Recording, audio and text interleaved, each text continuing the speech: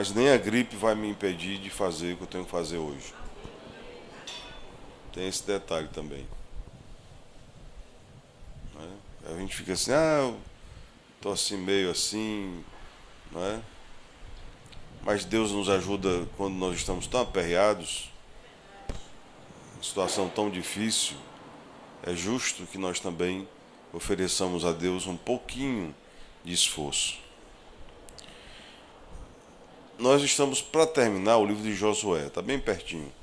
Hoje nós vamos trabalhar o capítulo 14. Mas quando eu penso em Josué, eu estou pensando na palavra compromisso. A igreja elegeu esses próximos meses para trabalhar essa palavra. Diga aí comigo, compromisso. Na sociedade atual, a pessoa não sabe o que é compromisso. Ninguém sabe o que é compromisso. No tempo de Jesus, e mais ainda no tempo de Josué, quando alguém dizia uma coisa, cumpria. Imagine que Maria, pessoal, estava compromissada com José. Aquilo já era fatal, era um compromisso. Quando Maria se viu grávida, José ficou apavorado. José gostava muito de Maria. E uma moça que tinha um compromisso de casamento, não tinha casado ainda, e que adulterasse, seria morta por apedrejamento. O compromisso é uma coisa muito séria. No Brasil, na cabeça de muita gente, vou falar aqui do meu país, não falar de outros, essa coisa não tem o menor valor.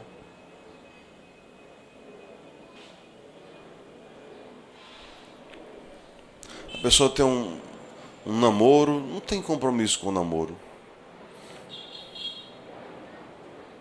A pessoa casa, não tem compromisso com o casamento. Veja a coisa como é interessante. O compromisso não é mais com a noiva. A noiva, o noivo, ficam até secundários. O compromisso é com a realidade do casamento, que passa a ser um instituto, que passa a ser um sacerdócio. Na hora que um crente disse, puxa, eu quero ser ungido pastor, a pessoa humana dele ficou em terceiro plano. Ele tem que tomar cuidado porque agora ele é pastor. Ele tem um compromisso. Não é mais o homem coitado. O homem é pó. Mas o instituto, o sacerdote, de quem? De Deus. Por isso só a misericórdia de Deus para nos permitir ficar vivos enquanto falamos o seu nome. Quem é digno de falar o nome de Deus? Ninguém. Só a sua misericórdia. E o desejo que Ele tem de nos salvar e salvar aqueles que proclamam a sua santidade. Quando a gente faz a prece do Pai Nosso, o Pai Nosso ele resume muito bem a vida de um crente. Primeiro, saber que Deus é Pai, mas não é Pai só do João, só da Cris, só da Aldenora, só do Orlando. Não, Ele é Pai de todos nós. Isso nos iguala, pessoal. Isso nos assemelha. Quando a gente viu ontem, quem assistiu, hoje eu vi de manhã cedo a matéria jornalística, porque eu não vejo televisão. Mas ontem foi a abertura da Copa das Confederações. E todo mundo vibrou quando a presidente Dilma foi vaiada e não conseguiu falar. A presidente Dilma, dias atrás, fez um congresso, a 6ª jornada, ou 16ª jornada, não lembro bem, dos prefeitos municipais, em Brasília. Foi vaiada pelos prefeitos. foi participar de uma conferência do PT e do PCdoB, foi vaiada. Aí você diz assim, puxa, que bom, porque ela é do PT, porque ela faz parte dessa bagunça, porque ela... Aí não é a questão de Dilma, é da investidura, é da autoridade. Muito bem, Dilma está no poder, nós não gostamos da forma como ela governa, preparemos-nos para eleger outra pessoa. Quando você vaia o presidente, você está vaiando a autoridade máxima do país. Não há orgulho, há tristeza. As vaias devem ser escrutiniadas nas urnas. E não esses melodramas sistêmicos.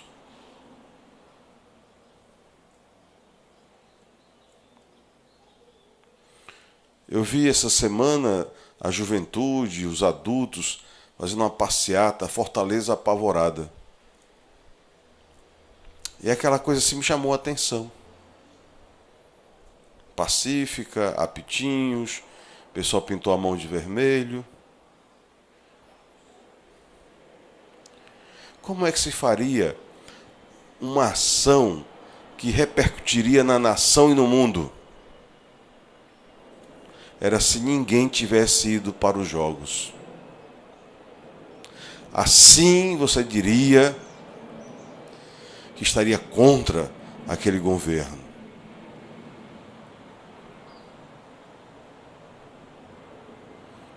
Se os brasileiros boicotassem, não precisa ser a Copa do Mundo, a das confederações, ninguém fosse para os estádios.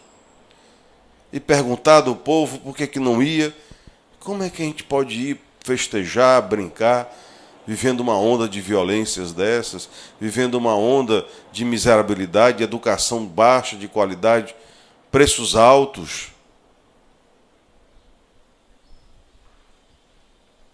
As prateleiras cheias de coisa, mas você não pode tirá-las porque os preços não permitem.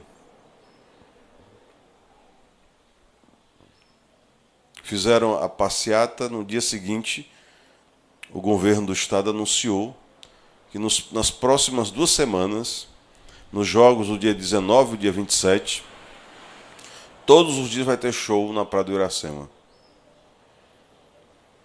Vão trazer bandas de fora, bandas de forró, ajeitaram lá, não sei o quê. Como era que a gente faz uma campanha para derrubar a onda de violência? Ninguém fosse para essas porcarias.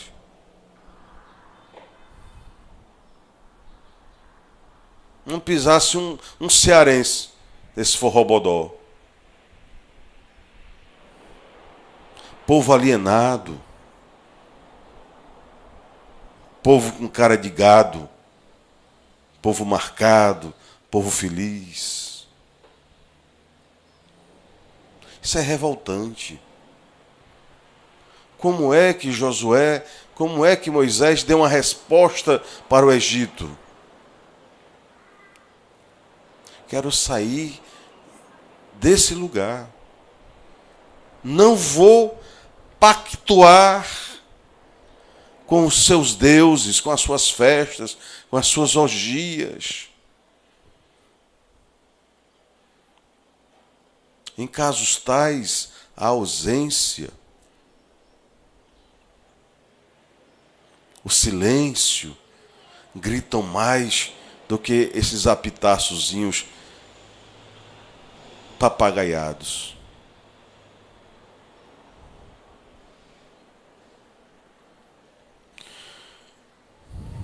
Então, a maneira de fazer, a maneira de ser, da transformação das pessoas. Josué foi muito claro. Diz, olha, dizei hoje, pessoal, a quem vocês estão servindo. Se é aos Astarotes, se é aos Beliais, se é aos Balaíns, se é aos deuses desse mundo, ou se é o grande e poderoso Jeová.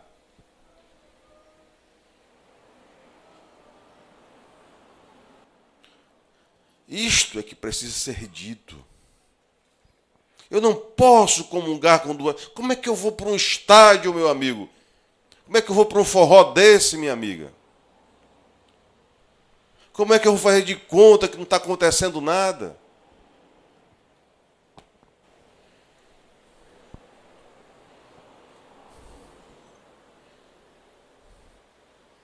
Então, nosso discurso, ele peca por conta da nossa prática.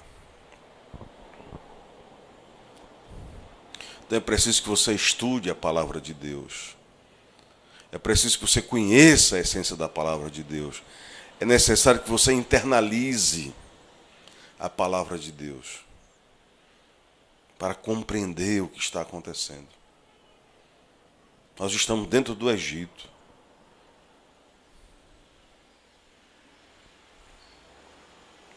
A luta de Moisés, de Deus, não foi para o Egito dividir sua riqueza ou deixar assistir os próximos jogos egípcios. Não, eu sou separado. Eu não comungo dessa realidade. Eu quero cair fora. Estou fora. Como pode um convertido continuar na mesa de bar? Como pode uma pessoa que se diz de Deus continuar nas farras do mundo? Sem que isso lhe cause vergonha, sem que isso lhe cause arrependimento. Isso é um absurdo. Pois bem, eu fiz meu ato contra a violência ontem. Sequer depositei meus olhos para ver jogo nenhum. A cara de pau do povo brasileiro é grande. Por isso que o Jarbas Passarinho, ele sugeriu ao governo brasileiro que a próxima bolsa fosse Bolsa Óleo de Peroba, para passar na cara do povo sem vergonha.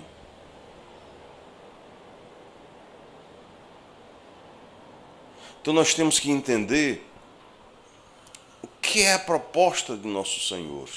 Nossa proposta, pessoal, é nós nos separarmos. E com a nossa separação, distinguir quem é de Deus, quem não é de Deus. Aí você poderia dizer, puxa, o pessoal vai entrar na nossa religião? Não. É quem tem a postura de quem é de Deus.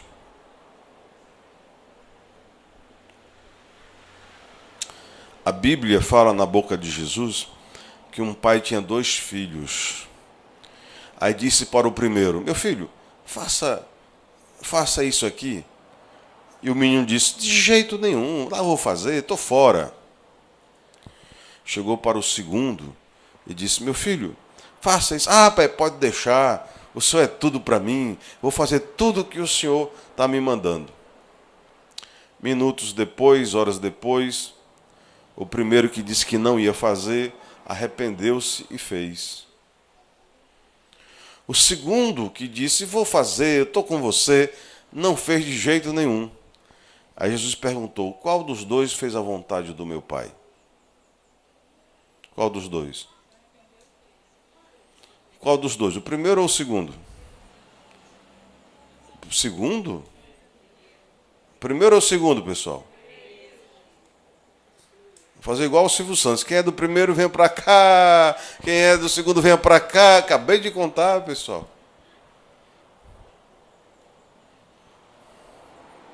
Quem é, o primeiro ou o segundo? Primeiro. Sim ou não? Primeiro. O que é que Deus fala para você disso? Deus está falando de religiões. O segundo é aquele que está nas religiões, está nas igrejas. É aquele pessoal que tem cara de crente, se veste como crente, tem Bíblia de crente, diz aleluia como crente e não faz nada que Deus quer que faça. O outro é aquele que não parece que é crente de coisa nenhuma. Parece até que está destoando dos outros, mas se arrepende e muda a sua conduta. Esse é o verdadeiro crente, segundo Jesus Cristo. Então eu quero lembrar a você essa prática divina, esse desejo de Deus, quando nós conhecemos a palavra e que essa palavra nos sugere uma mudança de vida, uma mudança de conduta. Por favor, abram aí o livro de Josué, no capítulo 14. Leitura do livro de Josué, capítulo 14. Isto, pois, é o que os filhos de Israel tiveram em herança na terra de Canaã, o que Eleazar, o sacerdote, e Josué, filho de Num, e os cabeças dos pais das tribos dos filhos de Israel lhes fizeram repartir, por sorte da sua herança, como o Senhor ordenara, pelo ministério de Moisés, acerca das 9 tribos e da meia tribo, porquanto as 2 tribos e a meia tribo já dera Moisés herança além do Jordão, mas aos levitas não tinha dado herança entre eles. Porque os filhos de José eram 2 tribos, Manassés e Efraim, e aos levitas não se deu herança na terra, senão cidades em que habitassem, e os seus arrabaldes para seu gado e para seus bens. Como o Senhor ordenara a Moisés, assim fizeram os filhos de Israel, e repartiram a terra. Então os filhos de Judá chegaram a Josué em Gilgal, e Calebe, filho de Jefoné, o quenezeu, lhe disse: Tu sabes o que o Senhor falou a Moisés, homem de Deus, em Cádiz Barneia, por causa de mim e de ti? 40 anos tinha eu, quando Moisés, servo do Senhor, me enviou de Cádiz Barneia a espiar a terra. E eu lhe trouxe resposta, como sentia no meu coração. Mas meus irmãos que subiram comigo fizeram derreter o coração do povo. Eu, porém, perseverei em seguir ao Senhor meu Deus. Então Moisés naquele dia jurou, dizendo: Certamente a terra que pisou o teu pé será tua, e de teus filhos em herança perpetuamente, pois perseveraste em seguir ao Senhor meu Deus. E agora, eis que o Senhor me conservou em vida, como disse, 45 anos são passados, desde que o Senhor falou esta palavra a Moisés, andando Israel ainda no deserto. E agora, eis que hoje tenho já 85 anos, e ainda hoje estou tão forte como no dia em que Moisés me enviou. Qual era a minha força então? Tal é agora a minha força, tanto para a guerra como para sair e entrar. Agora, pois, dá-me este monte de que o Senhor falou aquele dia, pois naquele dia tu ouviste que estavam ali os anaquins, e grandes e fortes cidades. Porventura o Senhor será comigo para os expulsar, como o Senhor disse. E Josué o abençoou, e deu a Calebe, filho de Jefoné, a Hebrom em herança. Portanto Hebrom ficou sendo herança de Calebe, filho de Jefoné, o quenezeu, até o dia de hoje, porquanto perseverara em seguir ao Senhor Deus de Israel. E antes o nome de Hebrom era Kiriat Arba, porque Arba foi o maior homem entre os anaquins, e a terra repousou da guerra. Para sempre. Obrigado.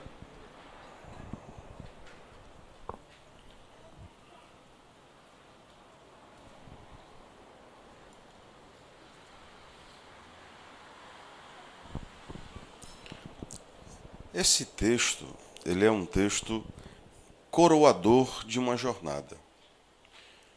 Primeira coisa muito importante, quando um brasileiro chega aos 40 anos de idade, ele já é velho. Sim ou não? Velho, está cansado. Primeira coisa bacana, quando a pessoa está em Deus, diga, quando eu estou em Deus, de verdade, não de mentira, de verdade, aos 40 anos, é como se tivesse 15.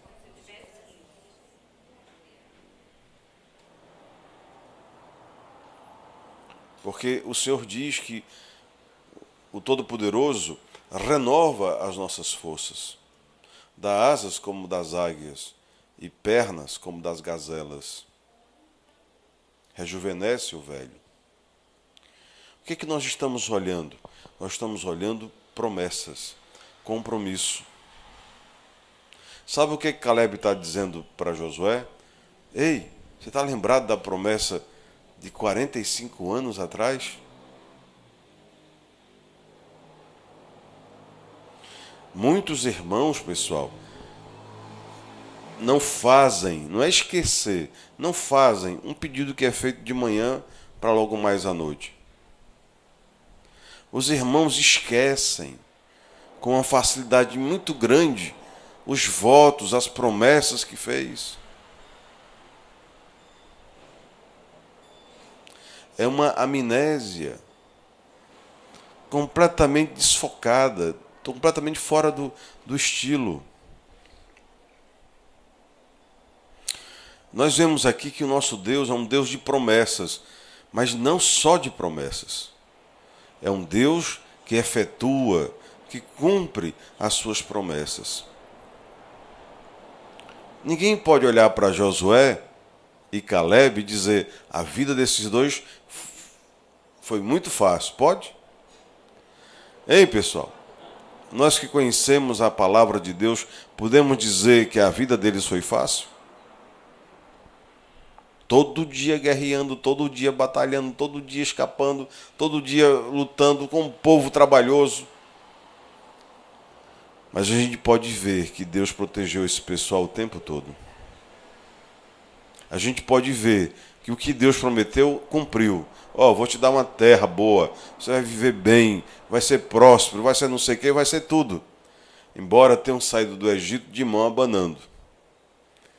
Embora tenham saído de perto do Nilo, Nilo significa fartura, prosperidade, poder, para ir para o deserto. Diga deserto. Sabe o que é deserto? Deserto significa depender só de Deus. O deserto é isso. O que nenhum crente quer fazer. O crente ele gosta de Deus, mas quer ter uma farta poupança. O crente gosta de Deus, mas quer ter garantias na geladeira. O crente gosta de Deus, mas quer ter isso, aquilo, aquilo outro. A ideia de Deus para nós é: confia em mim. Quando Abraão expulsou Agar com Ismael, vocês sabem a história, não sabem? Sara não tinha filhos. E Abraão tinha a promessa de Deus que teria filhos, mas ela não aguentou. Ela não confiou na promessa.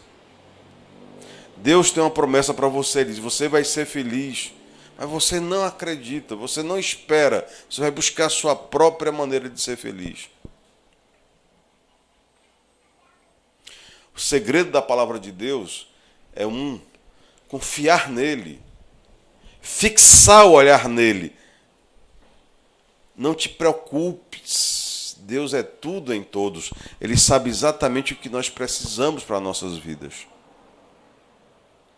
Ele vai concedendo cada coisa ao seu tempo. Quando eu era pregador mirim, Deus sabia que eu precisava de uma namorada.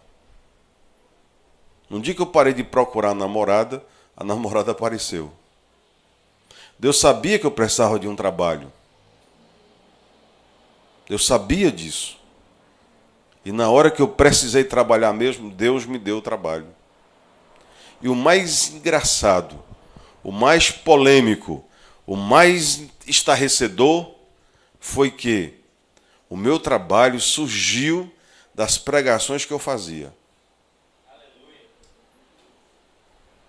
Então o diretor da escola precisava de um professor. Ele disse: chama o Orlando para dar aula lá. O diretor não, o dono da escola, tinha um diretor lá. O diretor, quando me viu, era um garoto, não tinha nem barba direito. Ele disse: não, fulano, esse menino aí não tem condição, é uma criança ainda. Ele disse, é porque você nunca viu esse menino falando. Porque ele tem mais segurança quando fala do que muitos que eu já conheço. Foi que ele viu, ele me viu pregando. E Deus tocou o coração dele, porque ninguém é bom. Não existe ninguém bom. Quando você casa com uma pessoa que você quer bem, você vai descobrir que ninguém é bom. Bom é quando tem Deus. Quando não tem Deus, vira um estorvo na vida da pessoa. Ah, meus filhos são bons. São, se tiverem Deus. Se não tiverem Deus, vão para cima de você para arrancar seu coração. Ah, pastor, eu sou uma pessoa boa. Boa? Bom é Deus, ninguém é bom. Para eu ser bom, eu tenho que ter comido da palavra de Deus. Eu tenho que ter bebido do seu sangue. Eu tenho que ter seu espírito em mim. Conhecendo a natureza humana como conheço, sei que sem ele, nada de bom faremos às nossas vidas. Então, a gente vai observando isso. Quando a gente cuida, a preocupação de Josué foi só uma: não se desviar da palavra de Deus. Orar ao Senhor para que Ele dissesse ao seu coração o que tinha que fazer. Tem muito crente doido, pirado. O crente quer todo dia que Deus fale ao coração dele o que é que ele tem que fazer. Quero direção de Deus. Pelo amor de Deus. Olha o que Caleb acabou de dizer. Deus me deu uma orientação há 45 anos atrás. Quando eu tinha 12 anos de idade, Deus me deu uma orientação. Fica perto de mim. Segue a minha palavra. Ser corajoso. Não te desvie para cá nem para lá e deixa o resto comigo. É só esta orientação de Deus.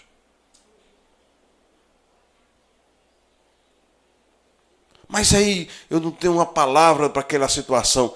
Eu colocarei meu espírito em ti e darei a tua palavra. Ah, mas eu não tenho poder para sair dessa situação. Eu sou todo-poderoso. Eu te darei o poder para você sair dessa situação. Por isso que Jesus, ao resumir a palavra de Deus, ele disse, olha, diga comigo aí bem forte. Amarás ao Senhor teu Deus com todo o teu coração. Você estava atrás de uma direção de Deus, eu estou lhe dando a direção de Deus. E digo, fidelíssima. Amarás ao Senhor teu Deus. Diga. Com toda a tua alma. Com toda a tua inteligência. E com todas as tuas forças. Essa é a direção de Deus. E o mais? Pastor, e o mais? Diga, e o mais? Todas as outras coisas Deus vai acrescentar à sua vida. Eu sou prova disso. É por esse motivo que eu estou hoje de manhã pregando para esse honroso grupo que veio assistir o culto. Qual seria a outra motivação para eu estar pregando aqui? São as pessoas que são confiáveis? São as pessoas que são sérias? A motivação é Deus, pessoal.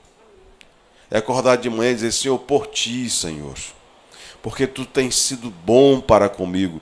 Tens me abençoado, tens me protegido, tens me dado vitória contra o Egito, contra os amalequitas, contra os amorreus, os jebuseus da vez. O Senhor tem me dado vitórias. É por essa razão que com gente ou sem gente erguerei um altar na tua presença, para dizer que tu és Deus e não há outro Deus, nem nos céus e nem na terra. Porque as promessas de Deus se cumprem na minha vida. Todas elas. Às vezes eu quero passar uma régua na minha vida E eu observo que tudo que eu imaginei assim, Deus foi realizando. Tudo. A menos aquelas que não são coisas divinas, que não são coisas humanas, coisas idiotas, que até você depois fica perguntando, meu Deus, como é que eu quis um negócio daquele? Então eu quero deixar registrado no seu coração hoje algumas ideias básicas do capítulo 14. Primeiro, que aquilo que Deus proclamou que ia fazer, fez. Segundo, a orientação de Deus já é agora. A pessoa diz assim, pastor, eu estou em dúvida se eu namoro com João ou namoro com Pedro. Vou pedir a orientação de Deus.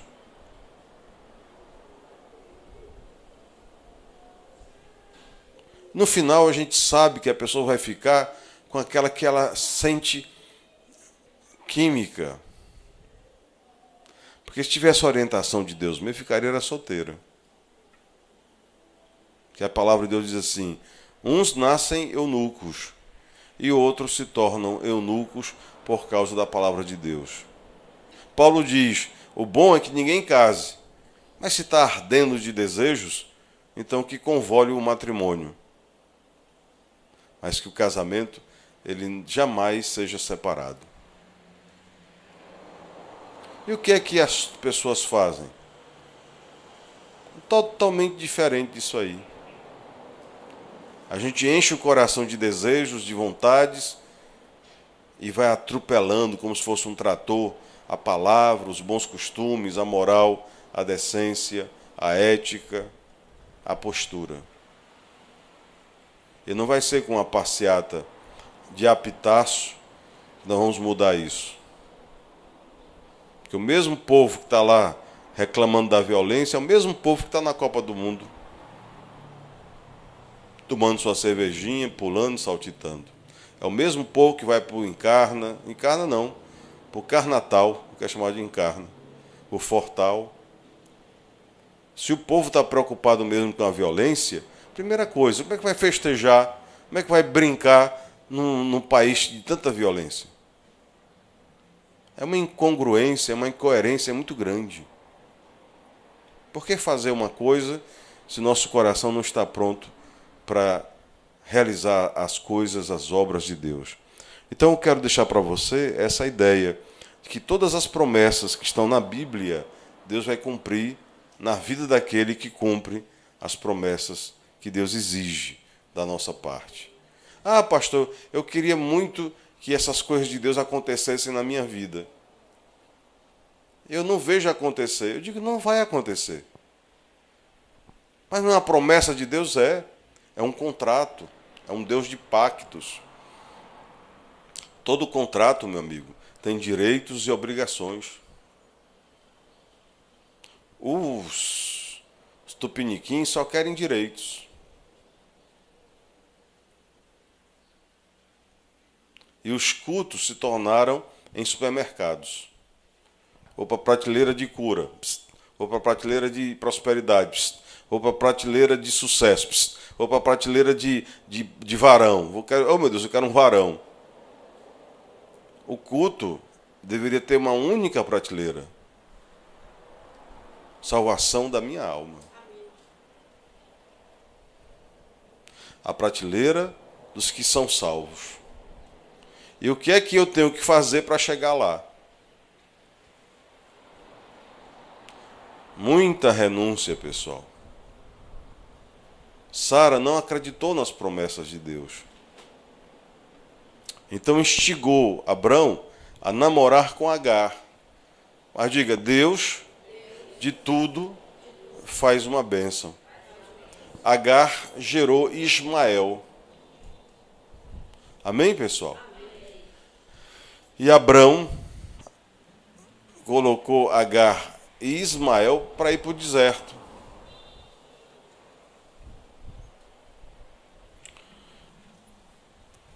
Quando faltou a água, faltou a comida, Agar colocou Ismael a distância de um tiro de flecha para não ouvir o seu choro. E disse: meu filho vai morrer e eu vou morrer também, mas pelo menos não vamos sofrer. Quando ela assim pensava, Deus manifestou-se através de um anjo. Ele disse: de jeito nenhum você vai morrer. E o Senhor susteu aquela mulher e aquele menino.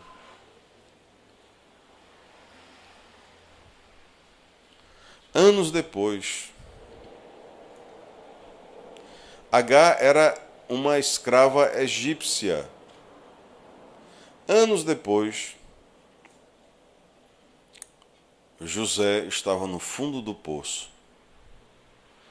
Os irmãos queriam matá-lo. Estavam discutindo como é que iam matar. Quando estavam discutindo isso, vinha uma caravana. Sabe de quem? De ismaelitas. Ismael já era o plano de Deus para salvar José.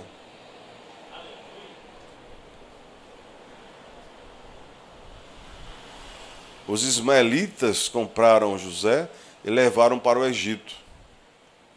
Potifar já era o plano de Deus para tornar José o maioral no Egito. Quando você tem Deus, você vê em tudo a presença dele. Quando você não tem Deus, você vê em tudo a presença do diabo. Minha vida está difícil, minha vida é problemática, minha vida é isso, minha vida é aquilo, minha vida é aquilo outro. Quando você tem Deus, você diz assim: todas as coisas convergem para o bem daqueles que amam a Deus. Todas as coisas convergem para o bem daqueles que amam a Deus.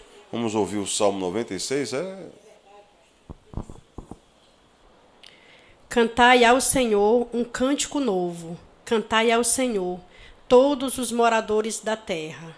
Cantai ao Senhor, bendizei o seu nome. Anunciai sua salvação de dia em dia. Anunciai entre as nações a sua glória, entre todos os povos as suas maravilhas. Porque grande é o Senhor, digno de louvor, mais tremendo do que todos os deuses, porque todos os deuses dos povos são coisas vãs. Mas o Senhor fez os céus, glória e majestade estão ante a tua face, força e formosura no seu santuário. Dai ao Senhor, ó famílias dos povos, dai ao Senhor glória e força. Dai ao Senhor a glória devida ao seu nome. Trazei oferendas e entrai nos seus átrios. Adorai ao Senhor na beleza da santidade.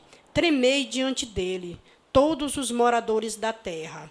Dizei entre as nações: o Senhor reina, o mundo também se firmará, para que não se abale. Ele julgará os povos com retidão. Alegrem-se os céus e regozije-se a terra. Brame o mar e a sua plenitude. Alegrem-se o campo com tudo o que há nele. Então se regozijarão todas as árvores dos bosques ante a face do Senhor, porque vem julgar a terra. Julgará o mundo com justiça e o povo com sua verdade. Amém.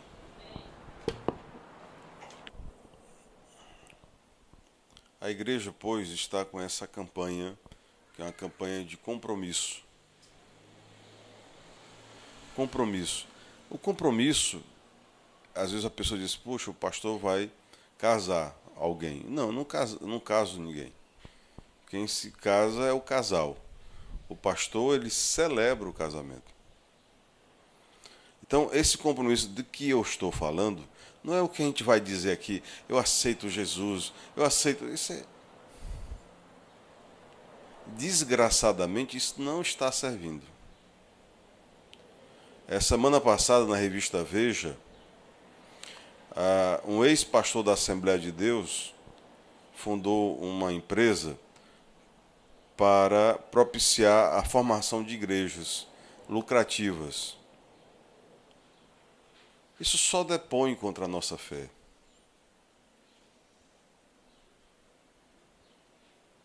Isso é um desastre. Antigamente, as pessoas receavam dizer que eram evangélicos ou que era de Cristo porque corriam risco de vida. Nos dias atuais, dizer-se evangélico é uma vergonha, por conta de tantas pessoas que enfeiam o evangelismo. E quem é respingado é o nosso Deus, porque a pessoa fala em nome de Deus. Nós temos que resgatar esse Deus, resgatar o valor desse Deus. Você é tirado do meio das malhadas, você é convidado a ser diferente. Você não é obrigado a sair das malhadas, você não é obrigado a ser diferente. Agora, se você quer, então você sim é chamado ao compromisso.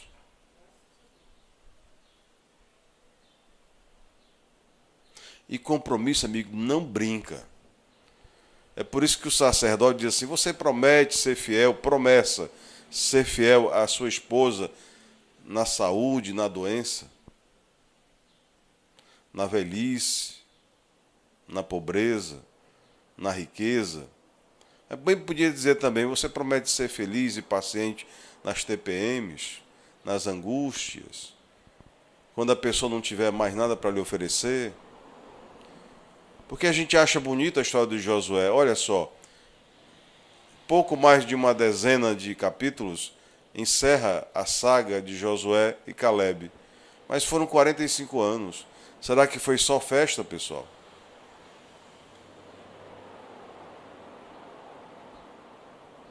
Certamente quando a gente reclama da nossa casa, do nosso banheiro, das nossas coisinhas, a gente tem que colocar no coração que Josué, que era o líder, não sonhava em ter o que a pessoa mais humilde de Fortaleza tem: uma choupana e um sanitário.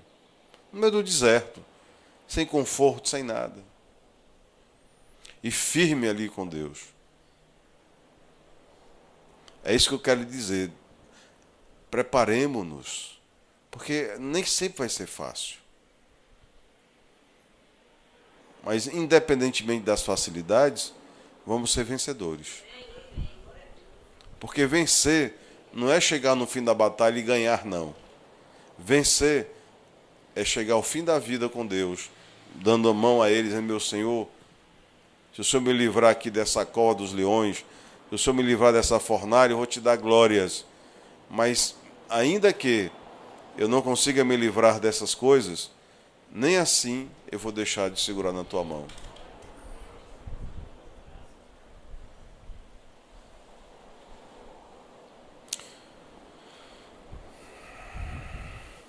E como é que a gente vai se comprometer com o nosso Senhor? É cuidando da nossa própria alma. Saindo da presença de gente ruim, de mensagens negativas, saindo da presença dos esquemas internéticos. Eu passo o tempo todinho, ninguém dorme, ninguém conversa, é na internet todo tempo. Se estivesse estudando, tivesse até desenvolvendo exercícios de raciocínio, que isso aqui tem também, isso aqui, essa máquina aqui é o maior presente de Deus para a humanidade. Desde que as pessoas deixem o Twitter de lado e comecem a pesquisar, a ler, a estudar, a desenvolver o raciocínio, a ouvir grandes palestras. As pregações da igreja estão aqui. Como é que a gente vai desprezar isso? De jeito nenhum. No lugar de estar querendo fuçar o seu ídolo,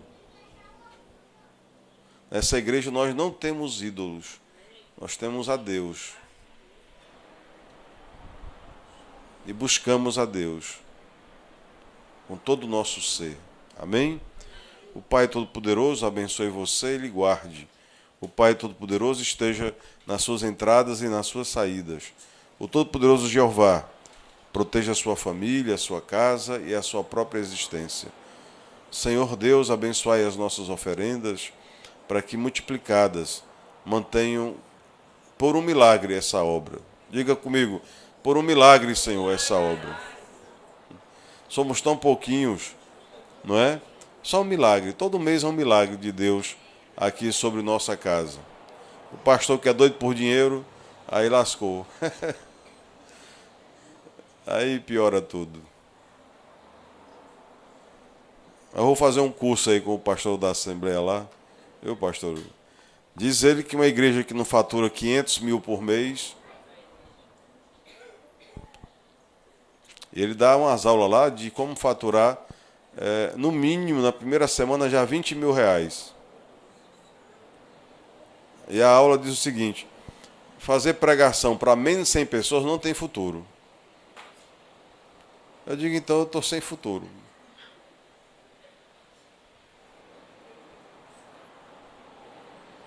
Isso é um absurdo. Isto é um absurdo. Isto é uma vergonha. Com todas as letras. Pois o Senhor, com a sua riqueza em glória, nos proverá de todas as nossas necessidades. Senhor Deus, abençoai os semeadores. Isso aí é uma vergonha para a igreja. 70 semeadores, quer dizer, a igreja tem mais de 70 pessoas. Se cada pessoa contribuísse com uma parcela de R$30, nós teríamos o programa pago. A Merinha disse que o caba nos aborda lá na rádio, mas não é assim não. O pastor Henrique sabe onde é que eu estou trabalhando, pastor? Ele vai estar indo lá no meu escritório. Ridicularmente, né? Eu já briguei com esse pastor de todas as formas possíveis e imagináveis, né? Mas é muito deselegante, muito desagradável. Mas nós vamos chegar lá na prosperidade pela graça de Deus. Não é espremendo o fiel para tirar o fígado, mas pela graça de Deus, que Deus sempre proveu e irá prover também para nós. Abençoai, Senhor, também os que ajudam com a sua sementeira a produzir o programa Milagres.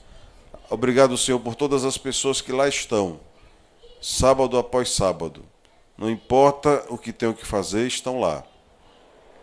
Agradeço aqui pela vida da Meralice, que sempre está lá, pela vida da pastora Odenora, sempre que pode estar lá, pela vida de Maíra, que impreterivelmente, mesmo gripada, ontem gripada também, estava lá. Né? Marilda também estava enferma ontem e foi para nos assessorar lá no mercado, nos ajudar lá no mercado. Então, esse pessoal que é firme, a nossa amadíssima irmã Oleanes, que sempre está lá, e todos aqueles que em orações e visitas têm frequentado o nosso programa Milagres. O Todo-Poderoso te abençoe e te guarde, hoje e sempre, na unidade do Espírito Santo. Em Jesus, saudemos-nos uns aos outros em Cristo.